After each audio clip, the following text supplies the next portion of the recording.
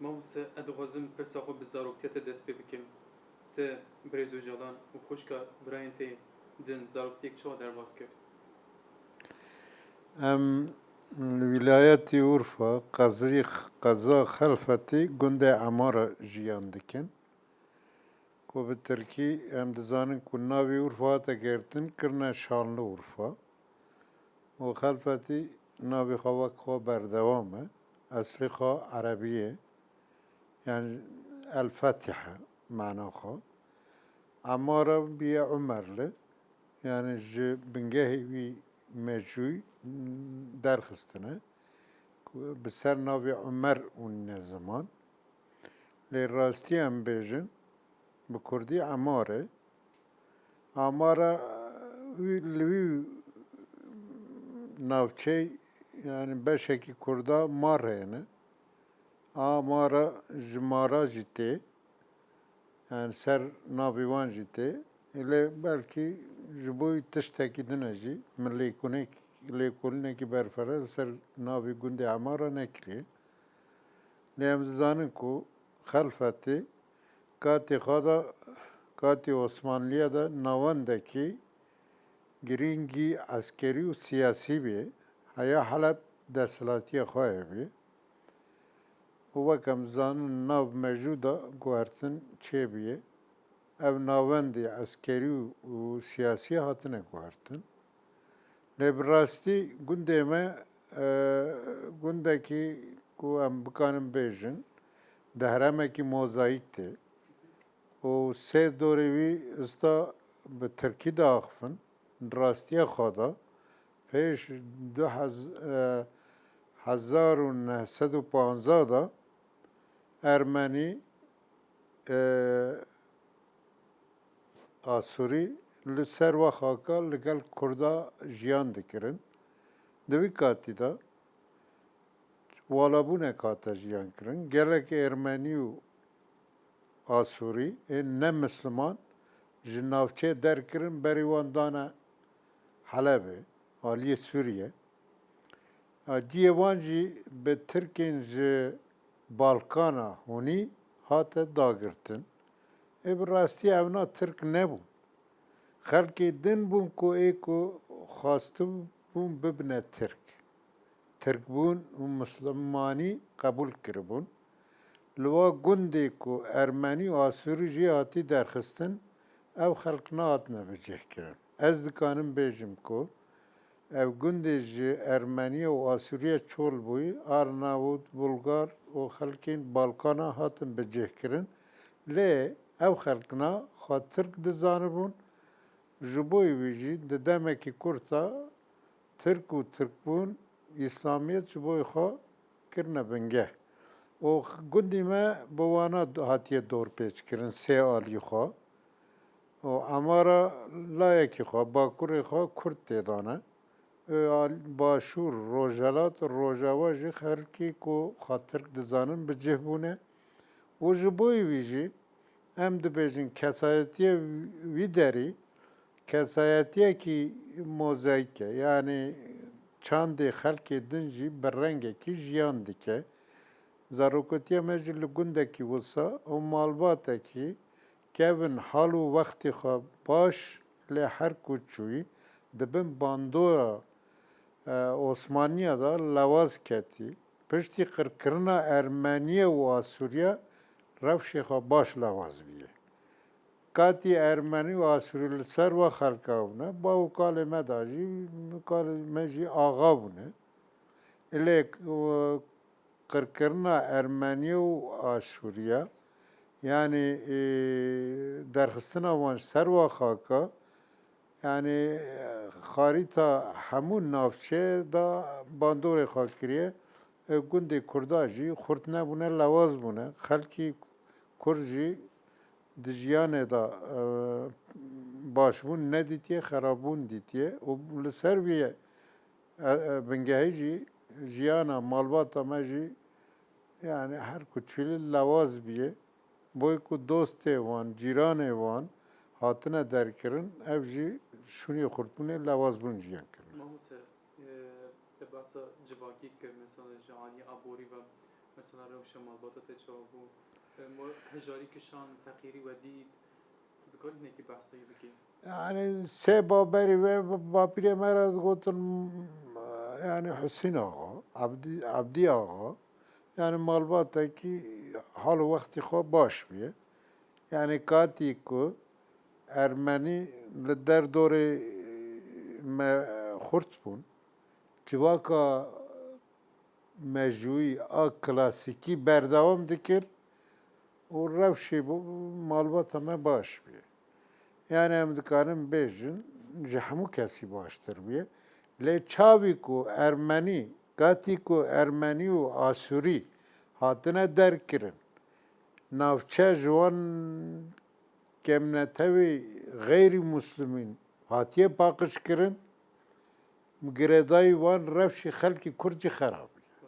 Han gundî me jî cîranê wa xelka bûye, an rewşê xwe baş nebiye xerab bûye. Ji bo wî jî em dibêjin her bavek çûye rewşa malbatê lewaz biye, dema katê rehmetî bavê min rewşê me rewşekî lewaz gundî navend e.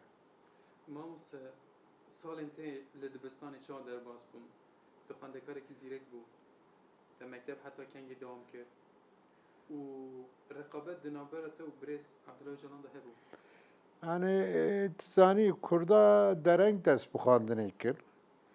Ketmet Kurd em bêjin li metropolên Tirkiye bû xwandibûn.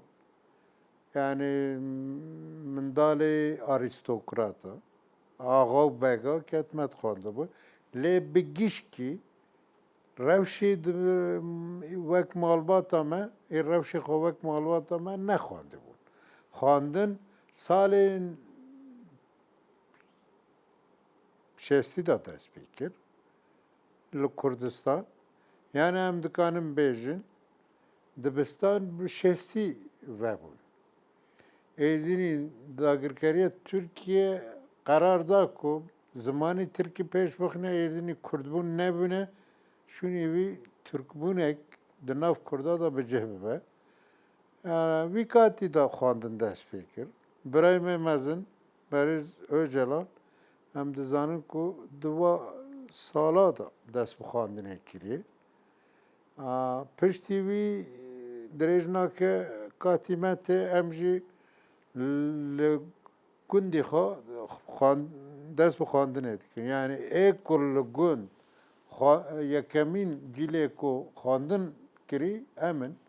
Dibistana seretayî li gundê me dest pê kir û me xwand. Lê rewşê me dest nedida me bikanî wîya bi hêzî xwe xwandina xwe berdewam bikire. Bi rêkê xizma em çûne wek şehrekî wek Nizip. Melwî derî xwardina xwe berdewam kir.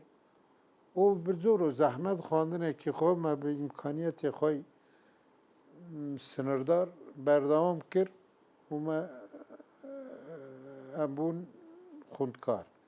Em çavî bûn, yani bi rastî em bêjin em malbatekî ku yani ev bûn. Yani aliyê zeka da baş bûn.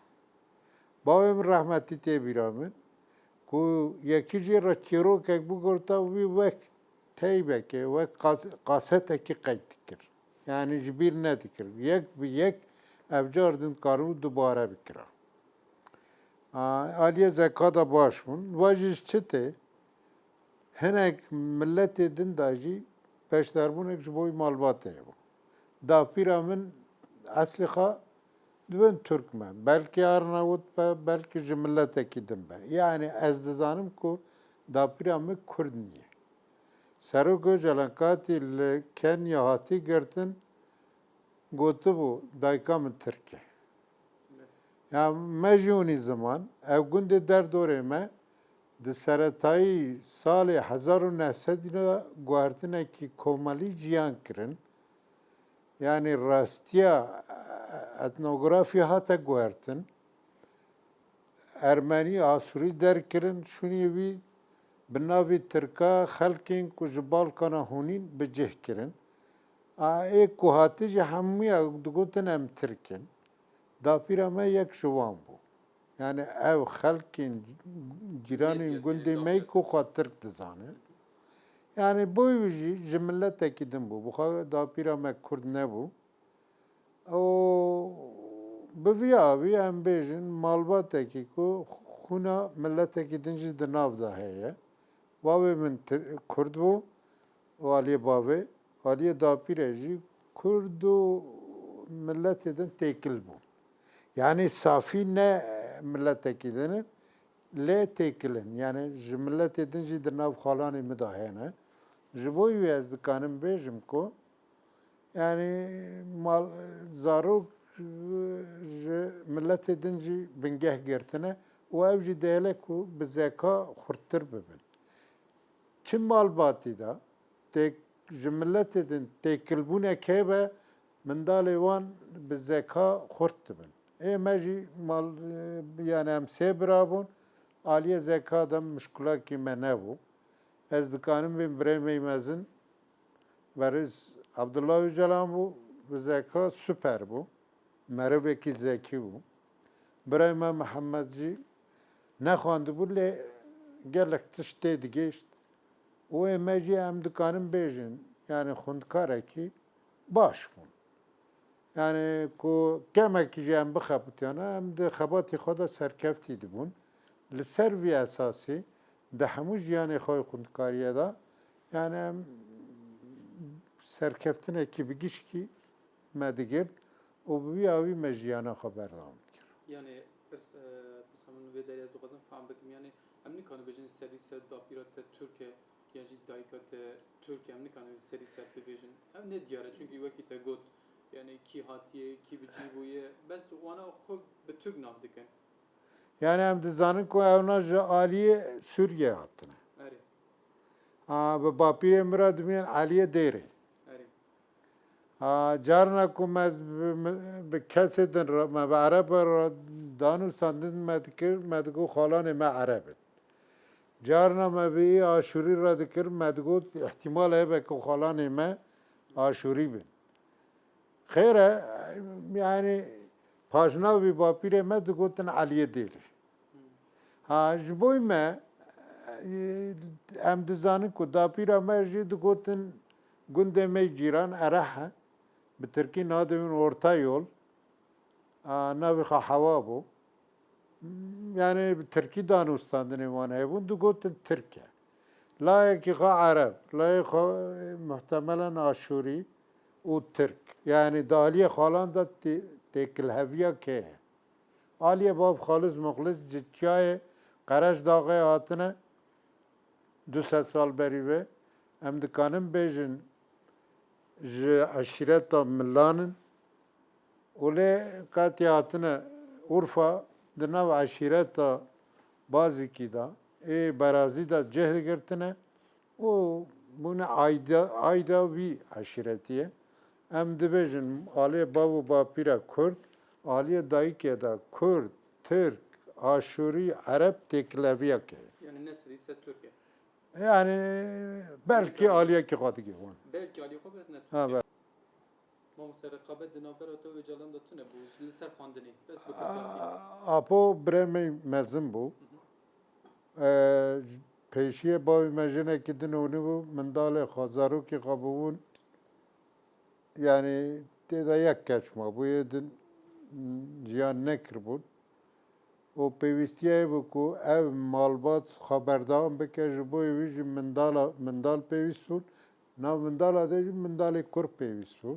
Apo mindalê kur ê yekemîn e. Katî ji dayîk dibe qedr û qîmetekî xwe teybetiye ye her kes wî ser desta mezin dike. Malbat gişkî xwe dike xizmeta mezinbûna wî. Ji bo wî apo seretayî de ciyekî xwe malbatê de teybetiye bû. Kesekî nedikir gotina wî bide aliyekî. Hemû daxwazî wî pêk danîn. O ê biçûk ê mezin keç kur ev godar dikirin. Ez jî di malbatê de zarokê herî biçûk bû. Yani di nav sê biradeyê biçûk bû, nav xwîşka de biçûk bû. Yani wî katî de di civaka me de di urf adet gor urf adetê wan revşa ku te reddî birayê mezin bikî ev birayê jî ku qedr û qîmetekî xwe taybetî hebû nebû. Yani ji bo wî jî navberê min û Berêz Öcalan de reddek nebû. Lê carna ku neheqî dibû jî tabî ku em di nav xwe de aciz dibûn. Ew hebû. Ji bo wî jî gotinek dihate kirin di malbata de digot nebe çûkê bera bibe çêlek ora. Yani ê biçûk mafê xwe ku neheqiya ji li ser xwe qebûl neke nebû. Mamste, tu çawa beşdarî PKK bûyî bi Kurtasî, tu dikarî behsa çîroka xwe bikî, tu çend salî bû, Abdullah Öcalan dixwast tu beşdar bî. Nêrîna Öcalanê ser vê yekê çi bû? Yani Öcalan seretayî de dixwast ku li dijî sîstemê rabe.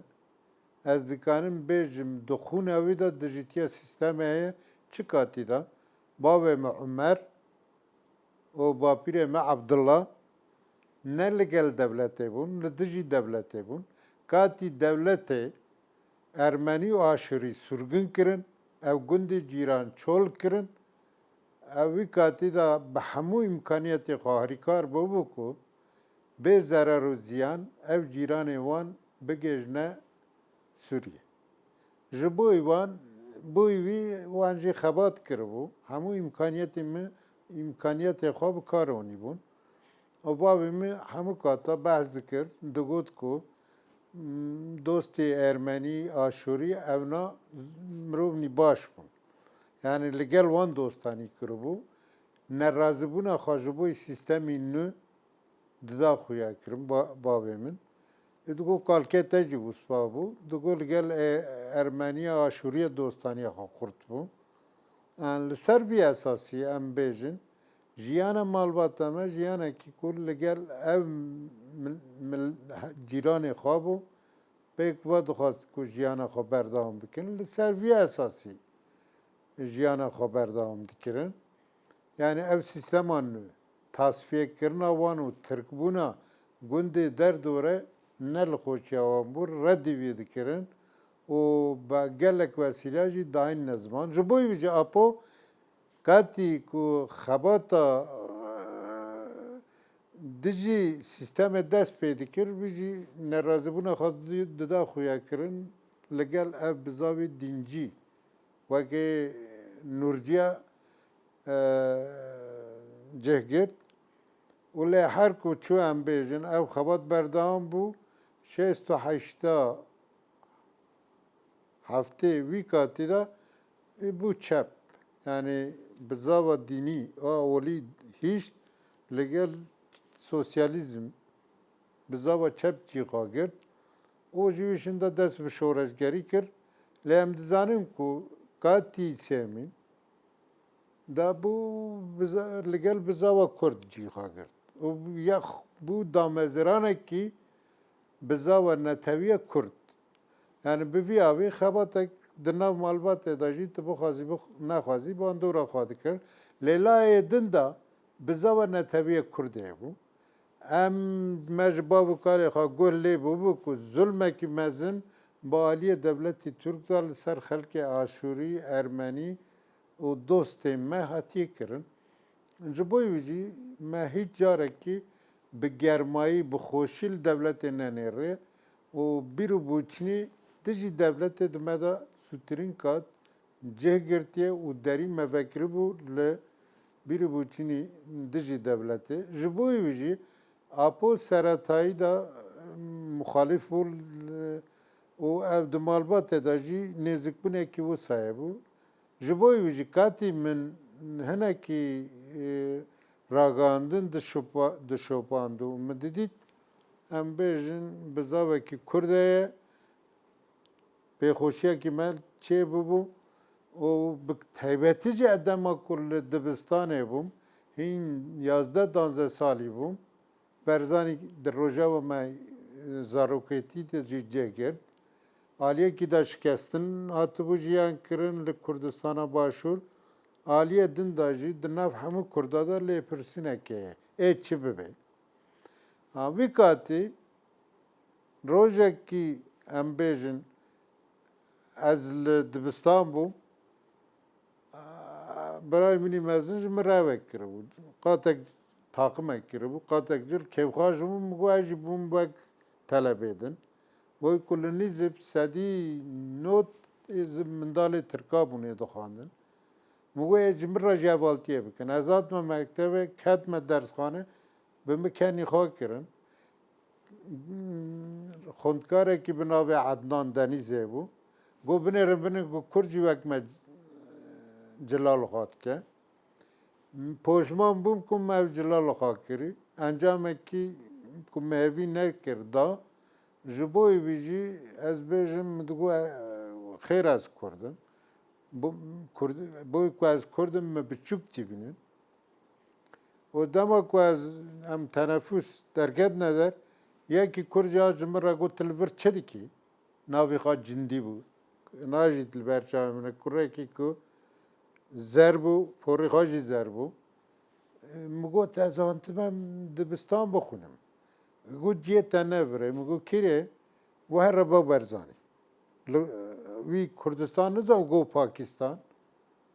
Ez giriya matim mamoste re kir. Mamoste jî çend şeqam lê dan. Hey şeqam lê dan. Tê bîra min.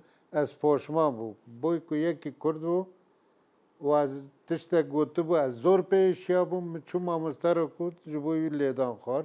Îro jî ez pê dêşem. Wî katî me yani di me de rastiyek bicih bû, Berzanî bicih bû. Me got dême ku vana rêkê bi me dimênin. Berzanî ciyê ku em biçinî. Çi ye ne çi ye me lê pirsîn li ser Berzanî kir. Ji vî şinda Berzanî di jiyana me da bû. O pêxweşiyekî me bû ser Berzaniyê nemirê bû. û lêgirin û lêpirsînekî me hebû ku Berzanî kî ye çi kes e em ê bi çavî bibin Berzanî. O ji bo wî jî hemû katî di jiyanê me da li ser wî rêkê lêpirsînekî me hebû. Em aliyekî xwe de Berzanî bûn, em aliyekî xwe de çep bûn. Aliyekî xwe de di malbatê de xebatekî kurdîtiyê bû birêmê mezin serkêşiya wî xebatî dikir. A di çerçevekî wisa da me kurdîtiya ciya kir lê hemû kata de ez aliyekî da li gel birayê xwe bûm. Aliyê din de çep bû û herî girîng jî ez kesekî ku lêpirsîn û lêgerîna Berzanî min hiç nerawestandibû û daxwaziyekî min, layîngiriyekî min boî Berzaniyê nemirê bû.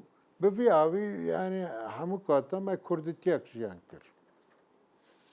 Mamoste di hundirê malê de rola dê bavê te çawa bû? Kîjan zêdetir bi bandor bû, bi tesîr bû? Malbata Kurd da em dizanin ku bav xwedan bandor e. Gotina çend cara behs dike dibêje diya min bihêztir bû li gorî bavê belê. mihnekî di lawaz bû. Bavê me ê wek bavê din nebû. Boy ku em bêjin yani dayika me hinek taybetmendiyê xwe hebûn. Jinekî bi rastî jî yani li zarokê xwe xwedî derdiket. Dixwaz zarokê xwe jê hemû ya baştir bin, ji hemû ya xurttir bin û serkeftî bin. Du tişt ji bo xwe dikire esas dayîk. Yek pêwîst e ku zarokê wî serkeftî bin. Di jiyanê da çi karî bikin serkeftinekê bi dest bînin. Êdin jî yani nedêjîst ku kesek ji wan xurttir be û li ser wan desthilatiyê bike. Em bi vî avî bû dema ku şerek zaroka nav xwe de dikir, digot eger ku tu tol tu evî te lêdan xaribe pêwîst e tu herî tolê xwe bistînî. Ku wana yek li te tu bi dudiya cewab bidî. Ji bo wî eger ku te di şerî naberî zaroko de serkeftî nebiye digot tê nêmal û ez xwardin nadim. Yekî şikestî mafê xwe xwardinê jî nî. Ê şikestî di malba min de nikane jiyan bike. Dayîk bi vî felsefeyê mindalê xwe amade dikir. Dibe Berêz Öcalan ve dixwazî birayê me Mihemed be em bin. Hemûya ev felsefe dadanî pêşvan.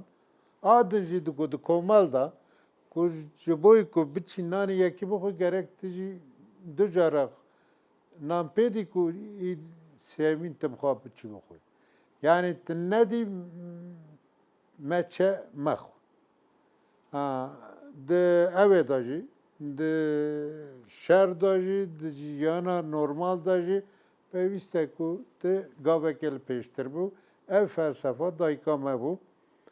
Bi vî awî min dalê xwe gevrek kirin û xwast ku em bêjin seqafetekî xwe taybetiye be. Mamoste em mesela diyor me gelek bihîstiye. Zêdetir gelek behsa bavê te nakin yani. Bavê te rolavî çabû yani hundirê malê de tesîrî te aliyê gidiş behs kir em malbatek axa bûne te got bapîrê min a malbatek axa bûye. Yani eva bandor li we nedikir. Yani em dizanin ku Tesîr di nav malê de ji tune bû. malbata me yani axa ki em bên di çerçeve gundê xwe de esas navî gundê mey ku bav û bapîrê me lê axatî kiriye navê gund Xemirkêsan e. Ista jî hemû erdê wî bi dest pismamê me de malbata me de. Lê li vî derî nexweşiyek derketiye rabûne barkirine ji Xemirkêsanê hatine Emarê li Emara bicebûne. Yani wî katî gund hemû ê malbatê ye Xemirkêsan. Katî têne Emara beşekî gund dibe ê malbata me. Lê wî katî jî desthilatiya Osmaniya a Tirka xwe li navçe bi cê dike katî ku desthilatiya Tirka an Osmaniya bi cê dibe Tirk dixwazin ku li gunda erdê baş gîşka destîne ser û destê tîne ser. Wî katî di navberê axê Kurda û desthilatê Tirk de nerazîbûnek nakokiyek durist dibe û em dizanin ku desthilatên Tirk dixwazin Kurd bixînin. Digot vî katî de bi Tirkan re dibên bek bi Kurdan re dibên axa. Dema bagê Tirka tên li gundê Kurda axê baş bi dest xwe dixînin û dixwazin berhemê wî rabikin teserrufekî nebaşê li ser Kurda dimeşin. Heta digîne qonaxekî wisa dibe pêwîst e hûn em ku hatine gund pêwîstiyê me jina jî bi cih bikin. Bapîrê me Hüsîn axa wî teserrufî qebûl nake. Ez ji bo wî jî yani tiştî werdike ku cardin ev desthilatên Tirk nêne gund. Yani navberê gundiyê me yani bapîrê min û Tirka de nexweşiyek durist dibe. Ji bo wî ev rêk nade ku ev bêne gund û ana jî bi rêkekî bapîrê me Ebdî axa dikujin birê Hüsîn axa û dijminakiyek peyda dibe. Navberê wan berdewamî nexweş e. Li ser vî esasî em bêjin ê me dixwazin tola xwe bîstînin. Bi rêkê ku xizmetê xwe û bi rêkê malbatê yani hevildanekî xwe hene. Di vî hevildanî de jî hîn zêdetir bi bapîrê me yani di nav xebatekî de ne ku tola xwe bîstînin. Ji bo wî jî Tirk desthilatiya heremî bapîrê me re dibe mala Ocê. Mamose ev rola tu behs dikî di hundirê malê de çabû a bavê te. Bavê min katê bavê me de ev desthilatî nemabû. Bapîrê me got Hüsîn axa piştî wî Ebdilla tozekî rewşê xwe baş e. Dema dibe katê bavê min Umer desthilatiyekî zor lewaz e. Ji bo wî wek gundiyekî feqîr e û di halê xwe de lê kesekî bi zekayê xwe xurt e. Ez dibêjim ya bavê min ku jêra çîrokek hatiye gotin wek qasetekî ev dikanibû dubare bikirayî. Gotin bi gotin dikanibû dubare bike. Kesekî zekayê xwe xurt bû. Dayika min desthilatiya xwe, bavê min zekayê xwe xurt bû. Em mafê wî naxin. Zekayê xwe me ji bav girtiye. Desthilatiya xwe, perwerdeyê xwe دستلاتی مجدایی کردیه و وانا اشتیه کو کسایتیه که مدا درست بده ما مثلا ته پشمانی ته لهمبر مالبات ته هی که مثلا تو بيجي خوازي از وگریم او روزن بری و من دلی وی نیشانده یا مقد افتش نکرم yani az dibêjim xwedê ji bo me qederekî baş durist kiriye ba desthilatî heremî navê me pajnavê me kiriye Öcalan yani tolstandin bi rastî jî li ser Kurda û li ser xelkê cîran wek Ermeniya aşîrê zulmekî mezin hatiye meşandin ku Tirk çend qebûl nekin jî lê rastî ev e ده 1915 da yani ne hakiki mezunatiye jiyan kir. Ku er nebêjim dibêjin işte qirkirin jî lê ne hakiki mezunê û Kurd jî di başekî wî neheqî jiyan kiriye.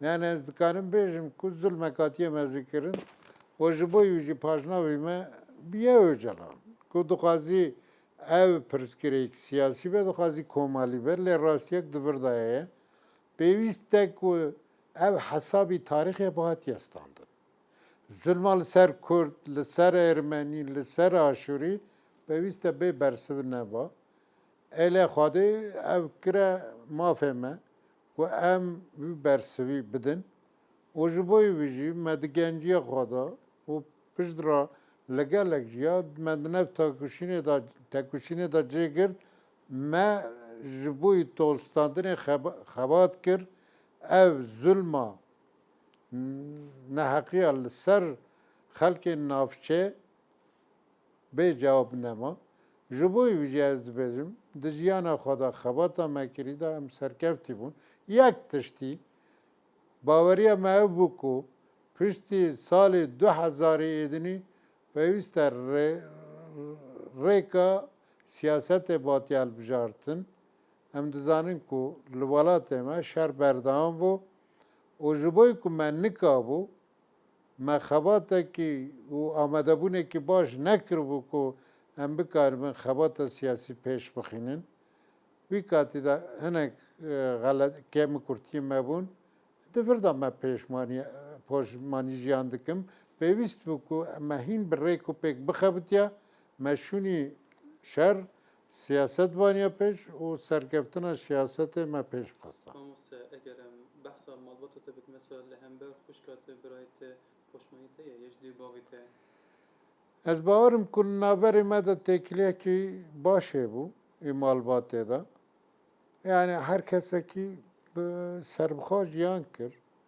yani kesekî li ser jiyana êdin tasarrufekî xwe taybetî niye û ji bo wî jî di vir de poşmanî mezin nehatine jiyan kir ما مثلا اگر دو باوی ته ساغ بیا ته دخواست چی ببیجی جوان را هیچ پیامک آسیمای ده دلی ته ده هیا یان تشتکی ته ساغی آوان ده دخواست بگوتا بکره لی تنکاری بود carekî ez li mektebê bûm şûnê ku 50,000 bide min 500,000 dawî min pêwîst bû ku min va li bavê xwe vegerim ve negerim pişt re jî bavê me ev zanîbû bêdeng ma min dixwast ku ev kemasî jî di jiyanê me de min li beremberî bavê xwe nekira min ji dayîka xwe zor hez dikir ji bavê xwe zor hez dikir katî bavê min ji ser xanî de ket nikê xwe şikest min 3 mang û nîv şev roj xizmetê wî kir ev jî zor pêxwaş bû digot min ez hevî nedikir ku hûn ê wa baş li me binêrin min digot ku belkî tasek av nadine min lê ez dinêrim tu xizmetekî baş dikî û rû xwe jî tirşnakî pir bi kêfxweşî dikir digot ez ji bo wî serbilindim hêsir bi çavê wî ketin me jî bo ku xizmetê bavê xwe bê tereddût me kir em jî kêfxweş bûn ji bo wî jî ez dibêjim hinek kemasî hatibin jiyan kirî jî lê bi rastî em amade bûn ku xizmetê dayîka xwe jî bavê xwe jî bi her awayî bikin ji bo wî jî poşmaniyekî min e ما مثلا تذكري هناكي بحث الزواج وزاروكين خبكي پیوندی ته بوان را چانه اون هر بکن Zewac ez dikarim bêjim ku pir bi ریکو پیک نکته جیانا ما وکم دزانم پککه هزکی فدایی بو هز فدایی به هر آوی فداکاری دخوازه آجبوی ویژه حیا سال نودی yani be tereddüt emji fedaya ki şoreşa Kurdistan bu. Tiştî din di pîra me de cih negir. Le piştî salên nodî yani yedinî hinek pirsgirêk dihatin serî me dixwast çareserî bibe. An ji bo wî jin çiye ne çiye piştî nodî de rojeva me de cih gir. Yek hevalek min li gel hevalekî jin hevaltî kir. Min yani danû standinekî teybetiye bû lê ev ne di qonaxê ku jin bînin. Rojeva me de war tişt nebû lê me êdî rojeva me ev bû ku guhertinek di PKK da bibe ji fedayîtî li gel fedayîtî jiyana komeltiyê be. Gel jiyana şoreşgerî jiyana komeltiyê be. Di rojevê me piştî salên nodî cê girt wekem dizanin ji bo wî jî gor xwe me xebatek dameşandin. Elê me xwast rewşek amede bibe. Jiyana şoreşgerî û jiyana komeltî pêk vabe. Lê em dizanin ku di vî xebatî de em serkeftî nebûn. Nav PKK da beşî em dibêjin grûpê Enqera di bîr bûçînê xwe kevin da berdewam bû. Yani cardin jiyana ki nû red kirin. Di jiyana kevin da jiyana ku şoreş ve fedayîtî bêmeşandin da berdewam bûn û ji bo wî em serkeftî nebûn. Ê serkeftî bûn ew ê jiyana kevin diparastin. Lê li gel vî em bi rengekî ji nav şoreşê derketin. Pêwîst bû me saha siyasî da guhertin bikira. Me saha siyasî da guhertin nekir me xwastê seretayî de dê eskerî da guhertin bikin. Bê min ve ev xeletiyekî mezin bû. Yani guhertin hiç katekî di jiyana eskerî da dest pê nake. Pêwîst e di jiyana siyasî da dest pê bike. Wek pêşengekî guhertinê min ev xeletiya mezin kir. Yani me di jiyana eskerî da guhertin xwast. Lê em zanin ku rewşa hêzê eskerî dest neda ku em guhertinê bikin. Çend ku layîngirî me zor be jî em serkeftî nabûn. Di bir da xeletiyekî me mezin hate jiyan kirin. Ji bo ku em serkeftî nebûn jî yani bê daxwaziya me be jî em derketine derve şoreşê. Katî em derketine derve şoreşê em bi jiyanekî nû re rûbirû bûn. Bîrûbûçûna min ev bû ku em belav nebin xebatê xwe siyasî berdewam bikin. Lê mixabin asteng hatine pêş me. Ji bo wî jî pêwîst bû ku em li gel jiyanî siyasî jiyanekî xwe komelî jî rê bixînin. û li ser vî esasî zewacekî yani jinûnînekî bê amede bûn bû û me jiyanekî komelî bi vî awî dest pê kir. Jiyanekî komelî ku em jê re amede nebûn. Ne bi aliyê maddî de ne bi aliyê manevî de. Katî ku me jinûnî û mindalê me çêbûn jî artık hêdî bi gelek tengavî em fêrî jiyana komelî bûn û jiyana komelî me bi vî awî dest pê kir. Çi zehmetî wîn hebû? Ya berê hemû tiştî jiyana komelî bi gelek tiştî biçûk giringiya xwe ye. Di jiyana me gerîla eskerî da tiştî ku hiç giring nedibû di jiyana komelî de giring bû. Yani hediyek em bêjin xwarinek vexwarinek wa tiştna me zêde nan em cê re namede bûn. Yani em fêr bûbûn ku her tişt di xizmetî jiyana şoreşgerî da be. Dema ku jiyana komelî dest pê kir ev teferûet ev tiştê biçûk boy me giring nebû. Ji bo wî jî yani di jiyana xwe komelî da me nikewin pirsgirêkî xwe çareser bikin. Katî ku Îranê dest xafte malbata jina minî seretayî مزور گرینگ ندید مگو شورشگر هم شورشگرن هیه بین سرمه اومد تدبیر نکرد و جبوی ویجی مالبات می یکمی تک چو بوی که ما گرینگ ندید بوی که ما دگود که پیوسته هر کس وقت شورشگری که نزدیکی جیانا کمالی بود اله جیانا کمالی نه تایبەتی خۆیان پێویستە ئەو ڕاستی باتی نەدیتن پرسگرێکێک بچووک بەژیتە دەست بافتە چارەسەر بکردن ئەمە هیچ ئەو گرنگ نەدیتت ji بۆی ویژی ژیانە مەی کۆمەلیدا ئەوە دەستپێکێ زەواجە مەی دەستپێکێ تێک چوو مامۆستا ڕۆژێک تە چاوا دەرباز دەبە ڕۆژێکدا چەند ساعتا دەخەوی تەلەڤیزۆنی تەماشا دەکەی چ فیلم موزیک و پرتوک باڵاتە دەکشینە هونەرمەندێکی لەبەر دلێتە هەیە مەسەڵەت بژێ بە هەری سەرەتاییدا ژیانە me مەخواست وەک چێ ئەم بەردەوام بکەن ژیانە me کەمێک خزمەتی ژیانە کۆمەلیدا بە ئیدن هەموو خەباتی سیاسی بە مەژ دویدا jî غەڵەتیەکی me heye Mam Celal em bêjin ista nedaxife lê wî katî de me serdanî wî kir me xwast bîrî bûçinî wî bigirim wî got zû gav mavêjin hinekî fêra rewşên nû bibin piştre gav bavêjin lê me jî digot ku em zûtirin pên gav bavêjin em hêzekî siyasî durist bibin boy ku em xwe belav nekin boy ku kesayetiya me têk neçe û me rabû pên gav avit me bi navê peve de partiya ava kir مامۆستا زێدەتر دەخوازم بەحسە ڕۆژێک Bele, tu ڕۆژێکدا چ دەکەی tu سبێ ڕادبی حتای وارد چ دەکەی Seretayî de me dixwast ku jiyana siyasî hakim be li tevayî jiyana me de lê pişt re nemeşiyawa ji bo wî jî em dikarin bêjin jiyanê em fêr kirin ne ku me bixwe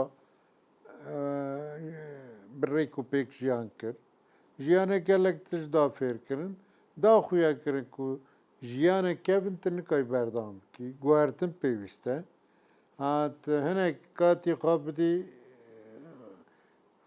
jiyana komelî siyaset li gel wî be ne ku jiyana komelî li gel siyasetê be siyaset li gel jiyana komelî be ev wate xuya kirin me li ber xwe da me nexwast wer bibe lê jiyanê em fêr kirin ji bo wî jî her ku çû di rewşên nava me dît ku em li beşekî dinî Kurdistan bin nikan ji bo beşîdin hemû zemanî xwe bikar bînin an ji bo wî jî jiyana me de guhertin çêbû seretayî de xebata siyasî zortir bû lê her ku çû a komelî hate pêş a siyasî kêm bû em nadikarin bêjin yani ê min bixwe ez bêjim yani jiyanekî siyasî aktif de nînim siyasetê de danû standina me heye er bi rengekî di nav da me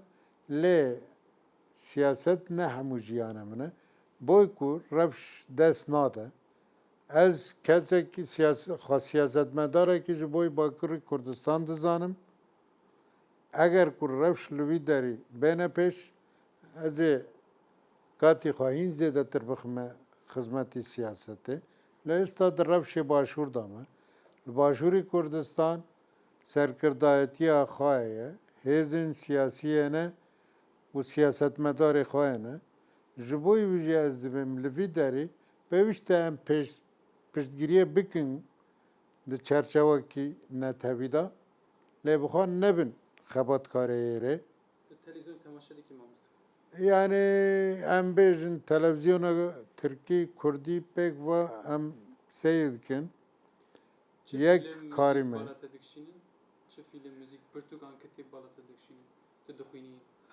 yani niha ji bo nexweşiya sûkerênekî çavê min lewaz bûye ji bo wî xwandinê kêm dikim zêdetir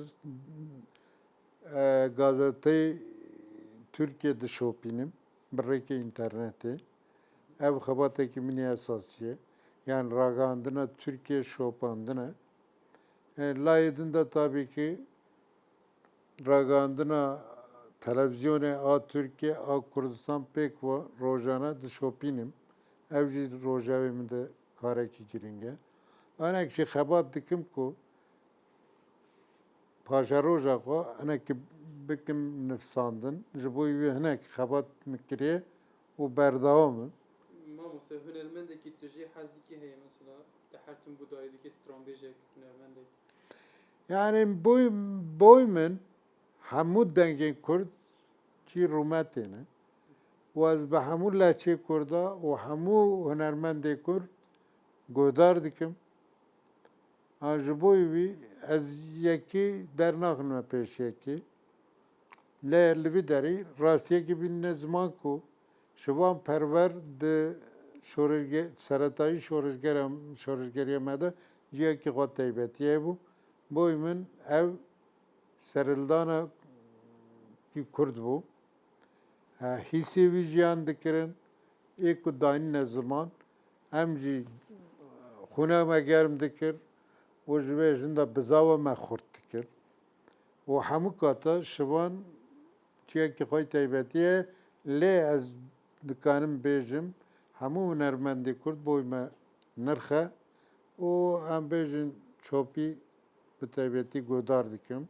Yani tu sorani ji gudarî dikî.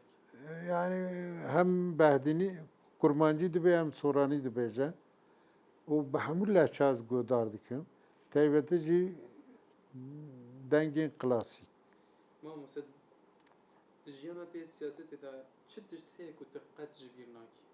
Çi bîrhateyê te heye tu qet ji bîr nakî? Tabii giring çi bû? Yani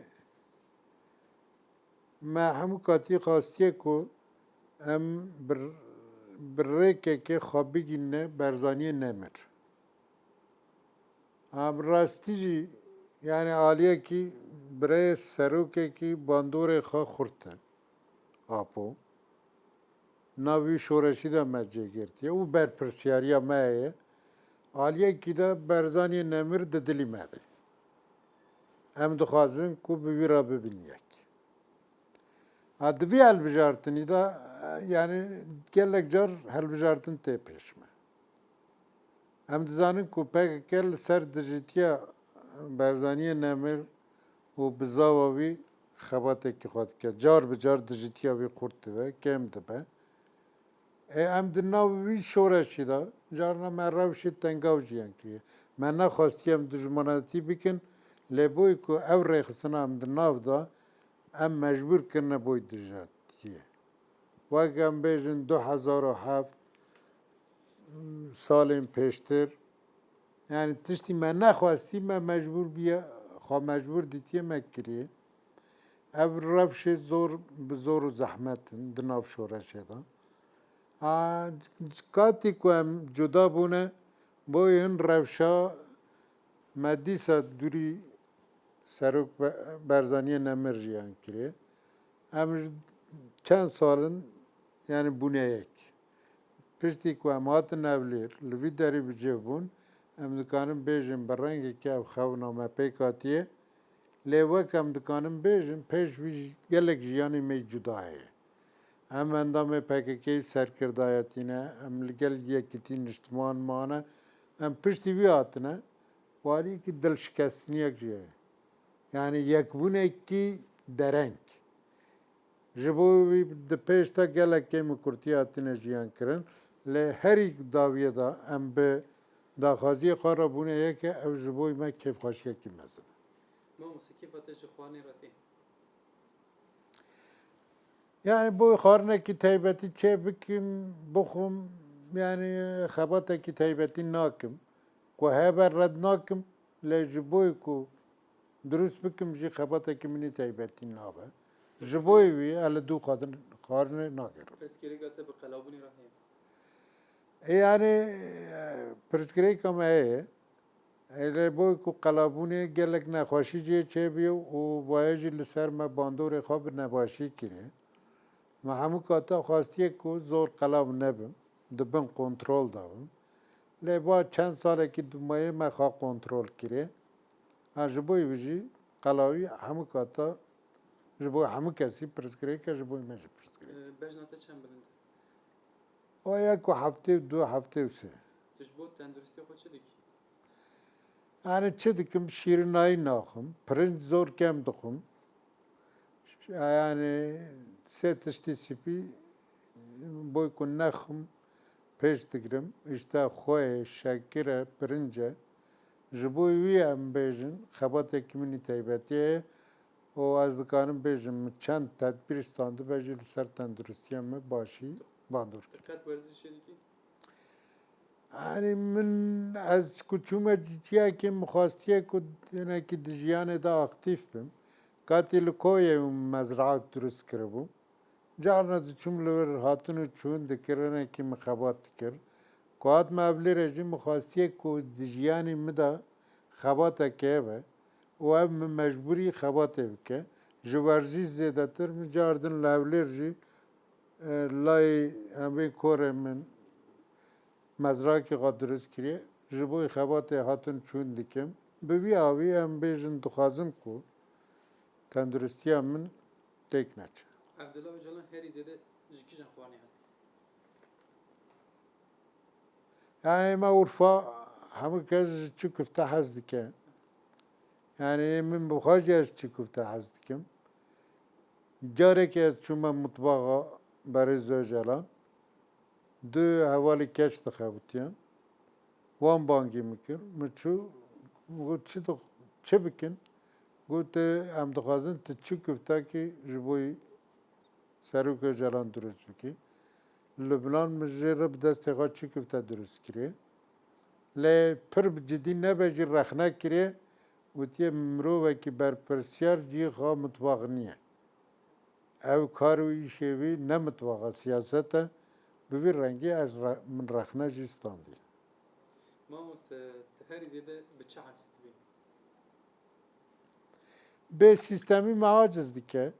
Seretayî de û heya na di jiyana xwe de xebatê de me xwastiye ku sîstem bi cê bibe.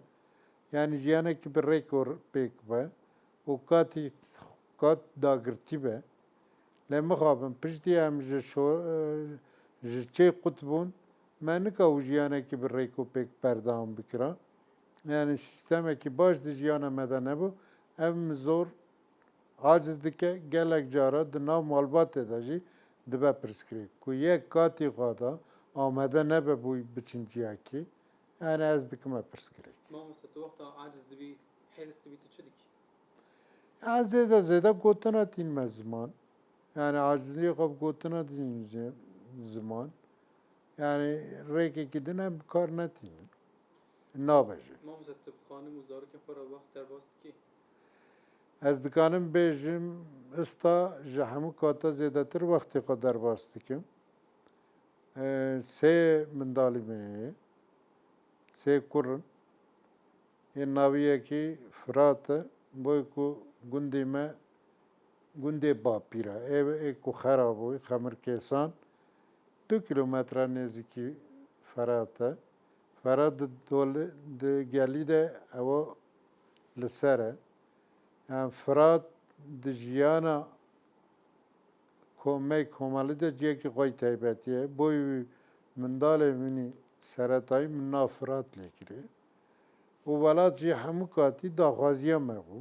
Me dixwast ku em bibin xadan welat. An ji bo wî bê axa em nikan jiyan bikin. Katî em li welat bijîn me dixwast ku em xadan ax bin. û me ji dest xwe dernedixist. û ku ez li kîjan cîbim dixwazim xadan welat bim, xadan ax bim. Ji bo wî navê kurê xwe duyemîn me welat lê kiriye. Ê sêmîn katekî yani malbata me de Ebdî axa Ebdullah e. Ewa bi aliyê dagirkera da hatiye kuştin. Bapîrê me Ebdullah e. û bira me gewre Ebdullah e. Katekî wisa da mindalê me çêbû ku di heftê Nîsanê de Öcalan bi xwe apo di 4 Nîsanê de ji dayîk bûye. Yani resmî bi vî rengî ye. جیانا خو نه دیار بو کاتیا مندالی ما درست بو جبوی و هر سه کسا مگود برا کو ایمجی عبدالله که مندال می سیمینج عبدالله او هر سه مندالا پی خوشم و دخوازم برنبری وان بر پرسیاری خواب جه بکم جبوی وان بخوان خواندن وان را علاقه دارم متابعتی جی خواندن کی به کردی به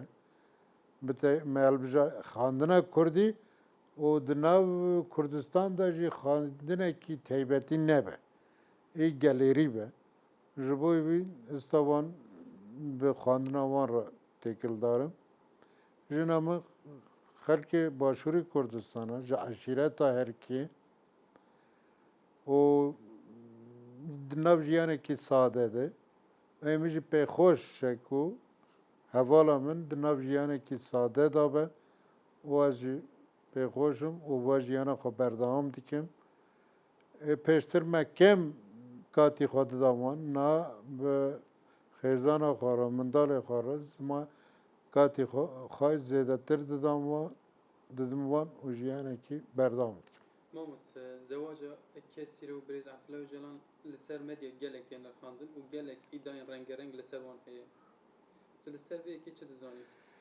اف جیانه کی کوملی نیه کاتی خوادا لکردستان کسی کی جم بو ندکانه بود ناف شورشه تا جه بگیرتا بوی کو اف بکانه با آزاد در ناف جیانه دا ناف کومل دا بزاو بکه پیوستیه بو کو روشه را به درست کرن کسی را جی کسی کی شورشگره بوی کو بکانه با خباتی شورشگری بکه پیوستیه بو کو جمال جدا ببه و در ناف کومل دا ببه کسی کی سربخوا بزاوه بکه بوی ویجی پیوستیه بو کو اوه کی زواج کی سیاسی بکه زواج کسی را و برای زوجلا زواج کی سیاسی هن کس دویم باوی وی کسی که خراب باشه بوی وی کسی را جی کسی که جی گمانه از وی نرنه که دجه دا نابینم قاسم دیتی و وزیر و تلمه برچه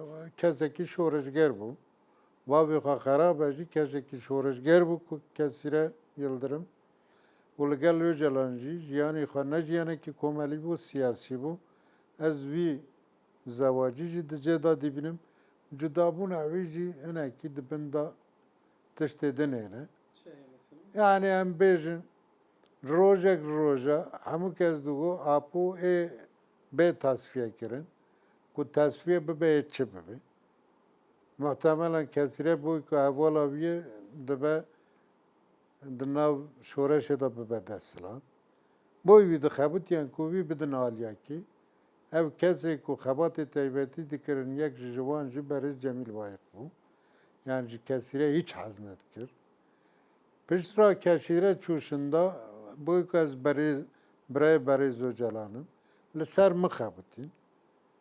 Gotin Öcalan çû na Osman Öcalan'a ye.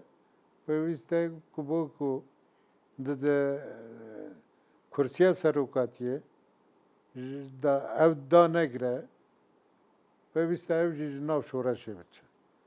Yani derkirina min nav şoreşê dijminatiya ku li dijî mikirî da ev nokta ki xalekî zor girîng bû. Ê kesîre jî ji bo wî ez dibêjim dûrkirina wî ji nav şoreşê da ev xal zor girîng bû. Boy ku têkîliyekî xwe komelî li gel Berêz Öcalan durust bûbû ev tişt dîşt ku dijminatiya wê bêkirin û ev bê derxistin. Boy wî jî ez ev gotinê din nergelim. Ev şoreşgerek bû û rengekî ne mafdar hate derkirin. Mاموس gelek kes dibêje eger kesîre bax ve gelek tiştê rastiyên derkevin holê meydanê ti ser vî çi dibêjî? Nav PKK da tiştê veşartî zor niye. Bi gelek renga hatiye ziman hatiye herkes jê agadar bê ji bo wî tiştê zor veşartî nîne. Kesîre biaxife neaxife tiştî pir girîng dernakeve meydanê. Ji bo wî jî ez dibêjim mafê hemû kesa ye biaxife pevîste rastî hiç ne veşartin. Boy ku Kurd pêşxa hîn baştir bibîne pevîste ku kî çi dizane biaxife. ما مثلا هری داوی تکنگی به کسی را آخفی لکو داری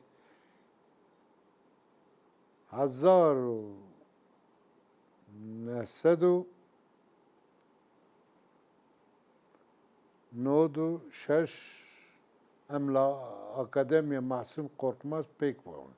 Katî Kongre Şeşa. Ez hatime welat, hatim Kurdistan û ev jî çû Ewropa. Piştî wî me ne yek û dî ne bi telefon ne bi rêkekê din me bi hev re naxiftî. û ez najî nizanim çi xebatê dike li kî derî jiyan dike. ما مثلا تو روزنویسکی دادگری یا انتقاد هول دایک و تشتین کو بسریده ده هاتی بنویس Na xebatekî minî nivîsandinî bû. اری te bahs kir Min du beşî wî nivîsandiye lê rawestiya me. Yani gorxa rastî şoreşa PKK bi hin aliye dinivîsînim. İlk û girîng dîbinim. Portugatê kengi terke Yani nav xebatekî de me ez bawerim ku ev zivistanî ez ê bikanim wî xebatî temam bikim. Yani heya barê înşallah em ê nivîsandinê xwe temam. navê çiye eger te nav daniye ji bo Navê wî dixwazim bikim di trajediya Kurd da yek sayfe. به ترکیه کردیه Bi Tirkiye. navê Türkî te çi Bele. Kürt trajedisinde bir sayfa.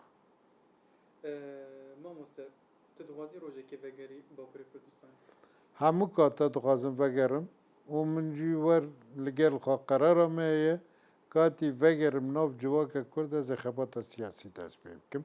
Heya wî katî di nav siyasetekî aktif ta nabim û yani ji dûr da naxwazim xebatê bikim.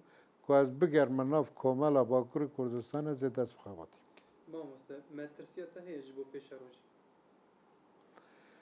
Hemû katî me tirsiya me heye. Yani bi taybetî jî ev katî da. Yani dijminê me bi veşartî zor hebil didin ku Kurd ji ev dûr bikin. Hêzî Kurd li dijî yek û du derxînin. û PKK serkirdayetiya PKK da tovî dijîtiya navxwe xurt e. Tirsa me ev e ku rojek ji roja serkirdayetiya PKK tûşî şerrî navxwe bikin. Tirsa min herî mezin ev e. Lê aliyê din de baweriya min bî katî rabirdû da çêbû Serok Barzanî zor aqilana nêzîkî pirsgirêkên navxwe dibe. Di xebatekî xurtê ku rêk nede şerrekî navxwe.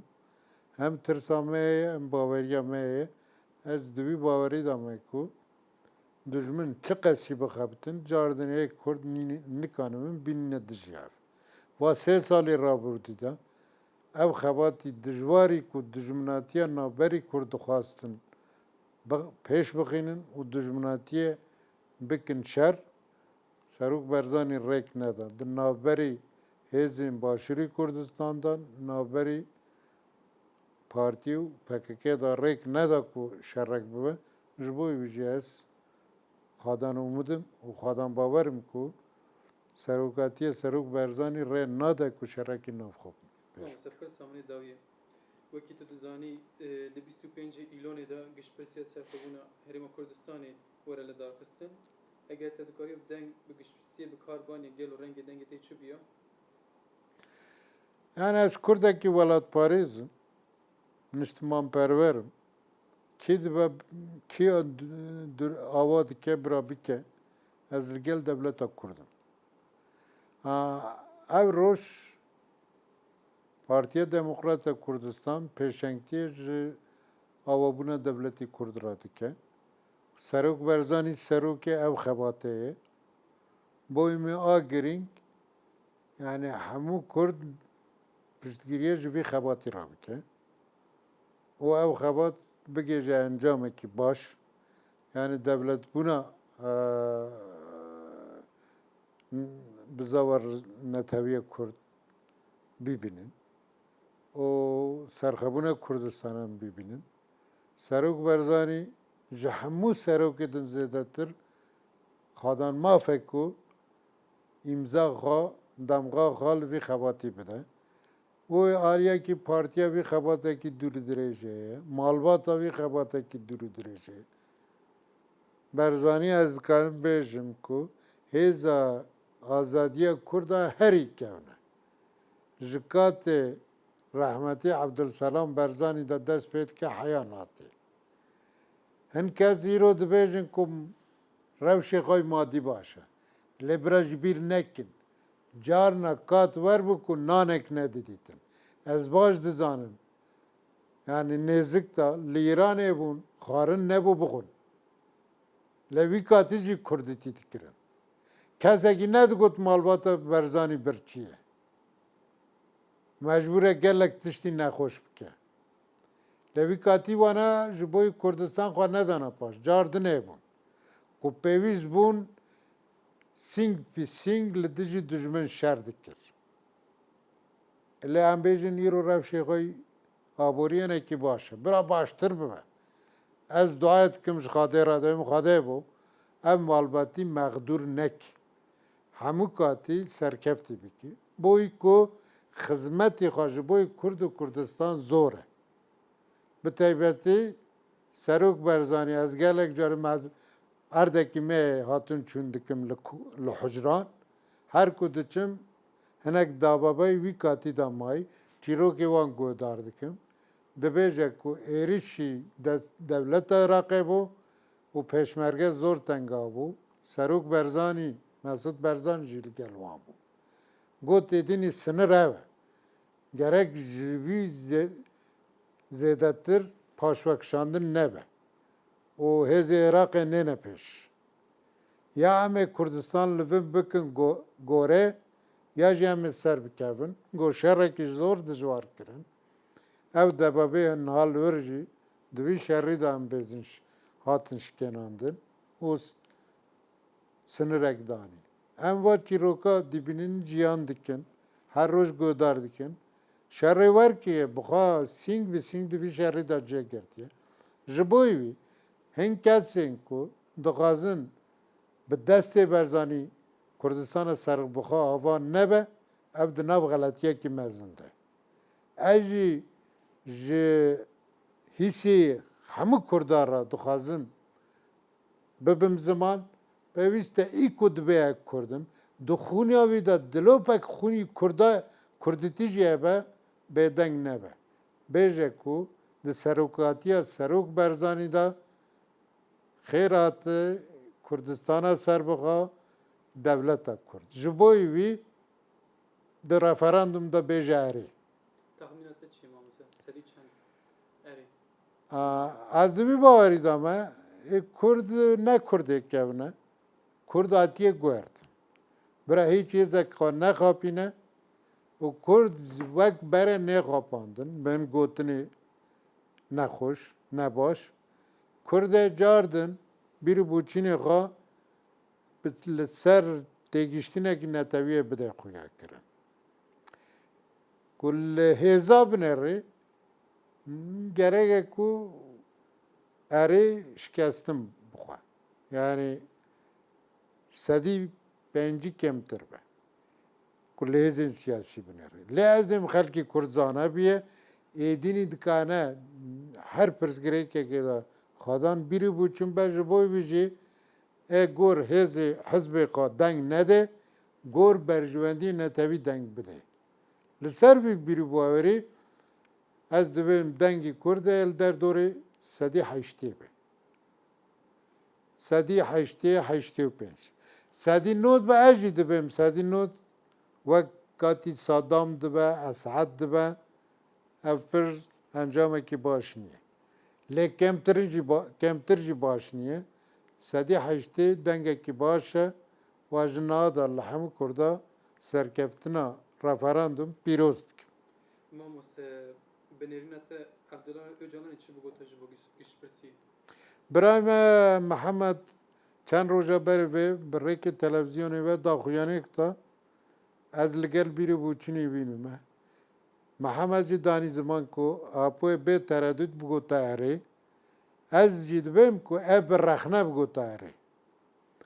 اپو سرکه کی کور رخنه خوزورن توتش بیر رخنه قبول ناکه ای گلک رخنه بکره الی جاردن بگو تاری رخنه ویجه گرانی او هیزین که 3 سالن boy ku serokatiye berzani tek bidin xebatê dikin el ser wan biye ev rexne bikin ev xelk ra ji bo ta di referandumda bêjin erê serxebûna Kurdistan devletbûna Kurd xevna me hemû Kurdan.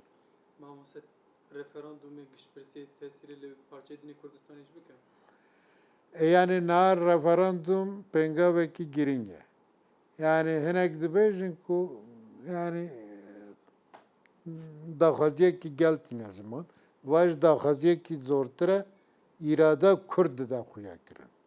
Kurdî êrê bi mispetî çendî bêje erê wekû bi navê hemû Kurda qerar daye yani îrada Kurd e ji bo wî zor giring e li vî derî çi encam derkeve ew ê bandorê xwe bike û li hemû beşê Kurdistan li hemû cîhan ê Kurd bike xwedan bîrî bûçînekî netewî û hêzî Kurd ê xurt bike.